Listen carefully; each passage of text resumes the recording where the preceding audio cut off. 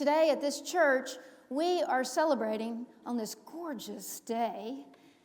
We are celebrating what we in the United Methodist Church call Creation Sunday. And what do we mean by that? Well, what we mean is that as people of faith, we think that there's a source of life beyond all this world and this creation that you and I enjoy. And behind it all, we believe that there is a creator and a redeemer and a sustainer. And this God, we call it, is infinitely generative, infinitely loving, and infinitely sustaining. And so what we're doing today with the blessing of the animals at 4 o'clock today by the splash pad somewhere in Jones Park, what we're doing with the blessing of the animals, what we're doing here today is we're thanking God for God's most gracious and good work, this earth and all living things. And thinking about all living things, from the tiniest photosynthetic microbes to the largest lumbering blue whale in the sea, all living things need water to live. You ever thought about that? Part of living on this earth is that we need water, the source of life, to survive. Now, if you were here last week, and I know some of you weren't, because it was a kind of a pain getting here with View the Cruise, because we were sharing space. But if you were able to get here, or maybe if you didn't, and you want to tune in later to our YouTube channel, maybe you can watch what we talked about last week, because we turned to another story, a major story in the Old Testament, and it's called the Exodus. And this is the story that has to do with how God, through Moses, led the people of Israel out of slavery and captivity in Egypt and into the land of promise. Now, it was a long journey in between. You remember, it took place in the wilderness. And how many years did it take? 40, which means what in the Bible? A really long, long time. And where the story, the Exodus story, picked up last week as we revisited it, these people of faith found themselves in the bone-dry, barren wilderness. And there was a major crisis. And in this case, the crisis was water. And they had not a drop to drink. And they were in a desperate situation because you know as well as I know how long you can live, not very long, without water. And what we talked about last week is how God doesn't protect us from everything in this world, but God sustains us. There's a difference. We'll say it again. God doesn't protect us from everything, but God sustains us. And we learned that ultimately you might not get, Barry, what you want. If he's here, he's probably sleeping after that great ball game last night. But anyway, you don't always get what you want, but if you try sometime, you just might find you get what? What you need. So God doesn't protect us from everything, but God sustains us in everything. And these people of faith, like we do today, they were learning and relearning that because God takes Moses, and Moses does exactly what God tells him to do. He goes and he finds a rock, and he takes his shepherd's staff, and he taps it, and in that wilderness, water bursts forth, and the people, their thirst was quenched. And now today, we're looking at another important story found in the Old Testament, the book of Genesis. And as I've been thinking about this story in light of last week's story, I'm reminded how a little water goes a long way.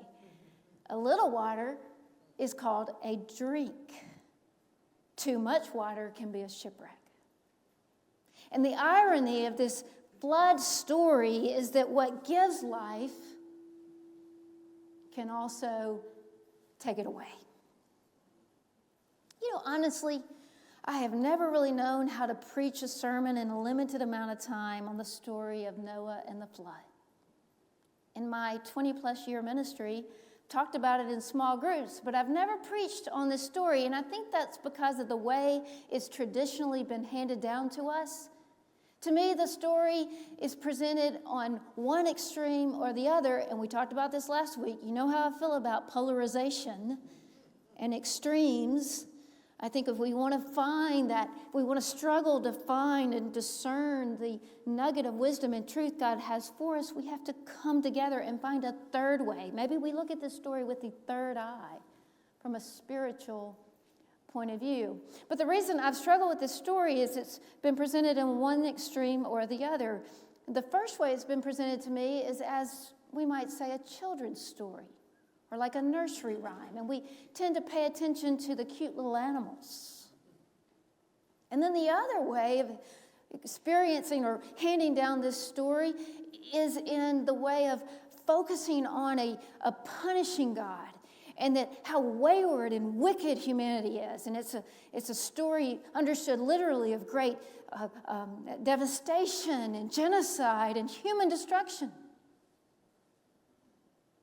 But I believe that we need, if we focus on these two extreme ways of understanding the Bible, then we're going to miss out on something much more deeper and impactful, something that will cultivate within you and me hope. And that, after all, is what the Bible is, both Old Testament and New Testament. This is a book of hope. And you and I are to struggle with these passages until the hope comes forth. So a good place to start as we look at today's story of Noah and the flood is to remember what the name Noah means. Do you know I didn't even know this until I started preparing for today's text and meditation? Some of you maybe are aware of this name because you were thinking about what to name your baby, but Noah means rest and comfort. And for us as Christians, I'm just wondering if next to Jesus, Noah might not be the ultimate shepherd, because he does what's his to do. He takes in his flock, these animals, and 2 by 2, and family, and he cares for them. And we're told about Noah in the Bible, we're told this, that Noah is righteous. And we are also told that Noah walks with God. I think it's also important to remember how important the sea was in the Bible. The sea, the deep waters, had very important meaning in both the Old Testament and New Testament. And ancient people of faith had a great respect, much like we do today living on the coast. They had a great respect, reverence, and even fear of the sea. Now, there's a phobia for everything, so I looked it up. Thalassophobia, I think that's how you say it, is a fear of deep bodies of water and the vastness of the sea. Now, if you read the oldest book of the Bible, it's thought to be the book of Job, or you read of the Psalms, you'll hear about a Leviathan, which is a sea monster. And it was believed in these ancient worlds that the living place for the sea monster, for all evil and chaos, was the sea. And so many times when you see a storm in the Bible or you see a water story, it's to point out all the sheer chaos. And a parable from a coastal proverb that I had never heard before until I moved down here goes like this, pointing out our reverence and even fear of the sea. It is not if a storm is coming, it's what? When. Isn't this true? Storms are part of life. Whether we want them to be or not, stuff happens. Sometimes stuff that we really, really don't want to happen. You know, and there is devastation. There is darkness. There is death. Every single one of us has our death in the mail. It's already been delivered. There's no getting around it. And so death and destruction, as much as we want to ignore it, it is part of being a human being. And there's an entire theological discipline devoted to this idea. It's called theodicy. And I've been very drawn to it. And theodicy is the study of why a God, a benevolent God, a God of goodness, a God of creation, would allow human destruction or suffering or death or chaos or evil. And I've studied a lot about this. And I'm not saying I'm the expert, but what I have learned as I've delved into this topic over and over and over is the real answer for human suffering is I don't know. But I do know this. I've had to learn this, that when you are next to the deathbed of a beloved loved one, and you're watching them take those final breaths, then suddenly it dawns on you that your next breath is not your own. It belongs more to the source of life than it does to you. We didn't create ourselves. And we have a lot of agency as human beings, but you and I do not have the ultimate ability to even sustain our lives. Now, if I've lost you, let me bring you back by saying it simply. This world is going to drown you. Isn't that good news? This world and all its chaos, spiraling out of control. Just watch our nation's capital right now. This world is going to drown us. And what are we going to do so that we can rise above the waves of our time? That's the question. And this age-old story of Noah and the flood reminds us that if we are going to walk with God, if we are going to rise above the chaos of this world, then you and I need to build an ark. And what do I mean by that? You and I need to build a kind of peace, or cultivate a kind of peace, an oceanic kind of peace within us, so that no matter what happens to us, no matter our circumstances or the outcomes, we will be at peace.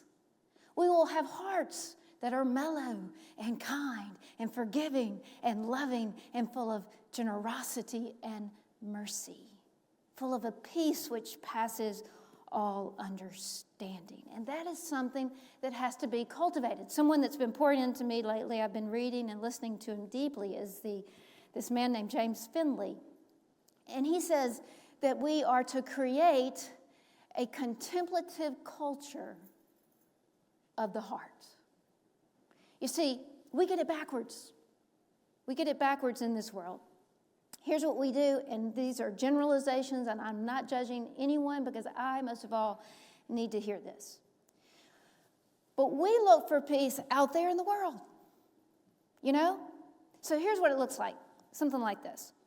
You know, my marriage is falling apart after 50 years. Or my children's marriage is falling apart. And if that can just get worked out, I'll be at peace. Or if the United Methodist Church will just ever quit all these disaffiliations, then I'll be at peace. And we'll be able to figure things out. Or if I can just get my job back, or keep my money in the bank, or if that horrible illness that I've just been diagnosed with will just get resolved, then I'll be at peace. This is the way we do it, right? When the peace begins within. And when I'm talking about building an ark, I want to go back to what James Finley says. We are called to create a contemplative culture. And when I say heart, I'm talking about whatever this is inside of us. Essence, soul. And this is what prayer is for. You know, we do I hope, a decent job in this church helping you and helping me develop these spiritual disciplines like prayer and meditation and time in small groups and communion and worship and music and outreach. All these things are to help us cultivate that contemplative heart, that culture in our heart. You know, we want, I like how James Finley talks about it. Meditation doesn't have to be in the church. It doesn't have to be, with a robe on and poised with your hands in a certain posture. It can be out in the world. Meditation is anything that takes you to that deeper place. Where we're connected to something deeper, and I would call it the source of life, God. And it may be for you watching a sunset or holding the hand of your beloved partner before you pray. It may be listening to our choir or to James and our music team. It may be time in silence. It may be tending to your garden. It may be a morning swim.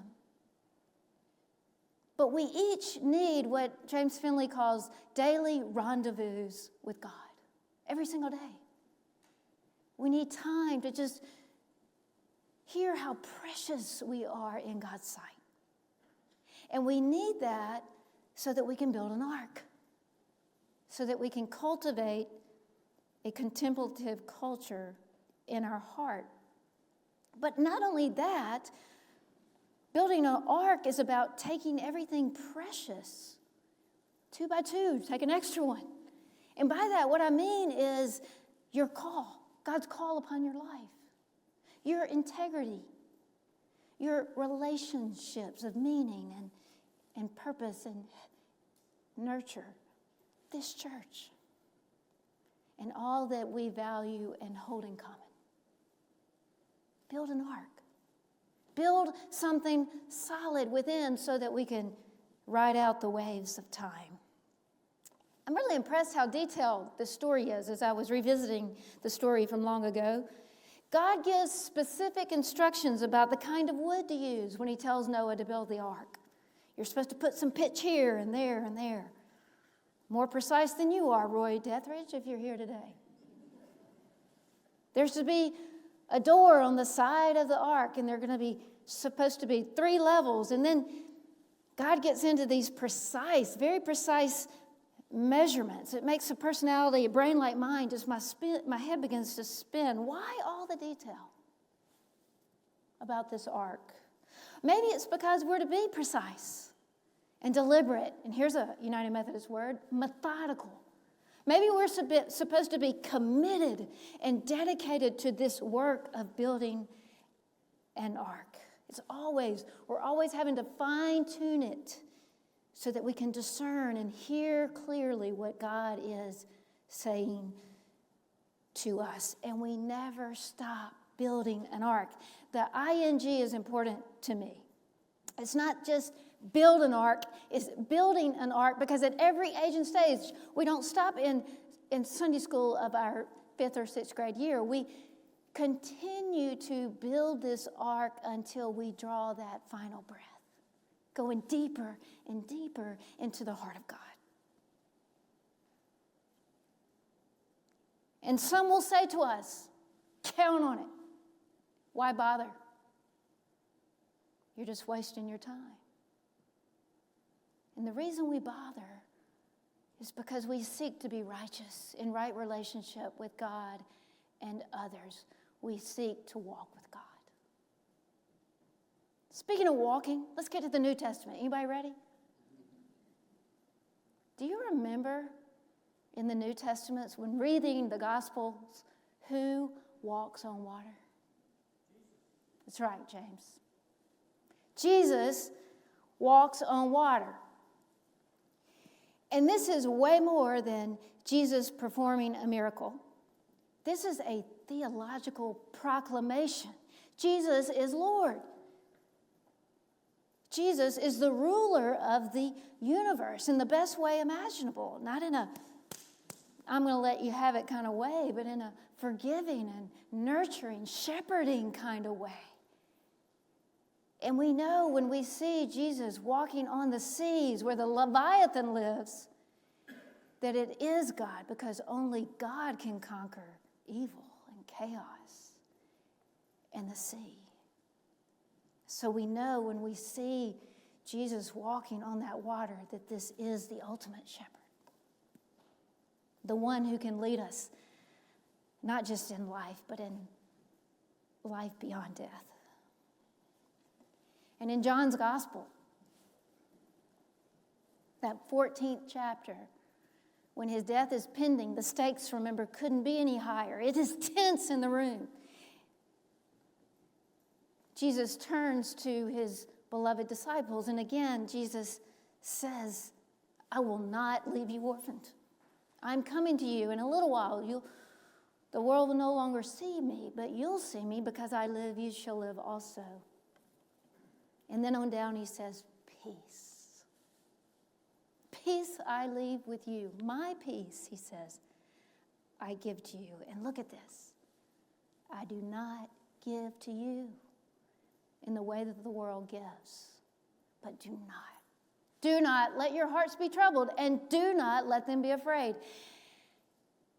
I learned this this spring at a retreat with Greg Boyle, because he pointed out so often in the church we spend a lot of our time, and rightly so, focusing on what Jesus says in the gospel. But what about paying attention to what Jesus does not say? And here's what Jesus does not say. Jesus is not equivocating. Jesus is not wishy-washy here. Jesus doesn't say, sometimes in life your hearts are going to be troubled. And sometimes they're going to be at peace. It's just going to depend on your circumstances. It's not what Jesus says. Jesus is emphatic here. Do not let your hearts be troubled. In other words, what Jesus is saying here is be your own boss. You and I are in control of what happens with the help of God within. Stuff is going to happen. It's not if something is going to happen, it's what? When. And Jesus, the ultimate shepherd, says, choose life. I don't give to you in the way that the world does. But choose the peace of God. Build an ark and watch the promises of God for all of creation unfold again and again and again, yesterday and forevermore.